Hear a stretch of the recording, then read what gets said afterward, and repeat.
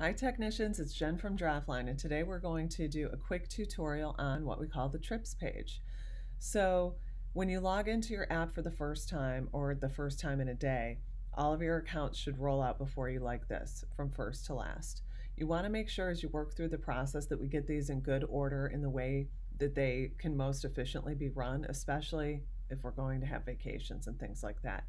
And Draftline support will help you line those up through a route change form, which we're always happy to provide. So all of these accounts that we're looking at are currently in the open status. That means no activities happen in them. Up at the very top of the screen, I just wanted to show you where we can navigate to from this page. 3 bars at the top left are some of our settings, and we'll go into those later. Just know that you can click on those again, and that will bring us back to the trips page. Under previous, this is where we can go backwards and look at trips from different dates. Next is what's up today, and we'll go over these icons on the right in a second. The by date button is key for everybody because especially in the early days, that's how you scroll forward to see what's coming up and let us know if any changes need to be made. So once you click by date, if you click on the calendar that currently says December 5th, you can click on each of these days and scroll forward. Now, that being said, because you have the power to do so, we still want you to work exactly on the scheduled day, never ever outside of a calendar week. If you have to vary from your route, you have to call us and tell us so we can line everything up. So we just hit cancel to back out of that. So now let's go over some of these icons that we've added. Here we go. So under today on this line cleaning for Bakers of Milford, you see a green circle with a check mark. That means it's a completed trip.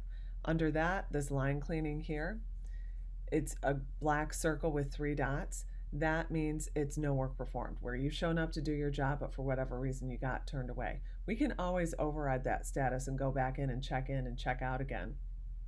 But I just want you to know what those indicators mean. This indicator means I have a service trip. So I have to log into that and actually accept it and let my team know that I've seen it. So it's almost like a blue little clock icon.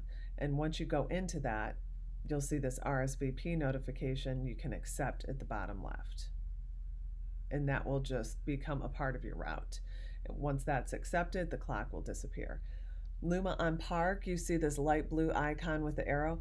That means I'm still checked into this trip. It's really important to remember for every account that we service, we have to check in and we have to check out and set the status. The exception to that is if we have multiple technicians on a trip and we're not the foreman, which we'll cover in another video.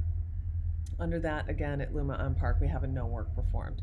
So the name of the game at the end of the day is trying to get all of these accounts into the completed status with the green circle with the check mark. And the way we do that is we go into the tasks page, and after we've checked in, we go ahead and we check out. Now here, this is an example of where I'm not a foreman. So I'm checking in, I'm checking out, but that box doesn't pop up with the completed options, completed, partially completed, no work performed. That's okay because the foreman on that job is actually going to do that function. So don't worry about that. And you will see a little icon here that's different than completed, but we've recorded your check-in and check-out time, and do not worry. So any questions, let us know on the support line. Take care.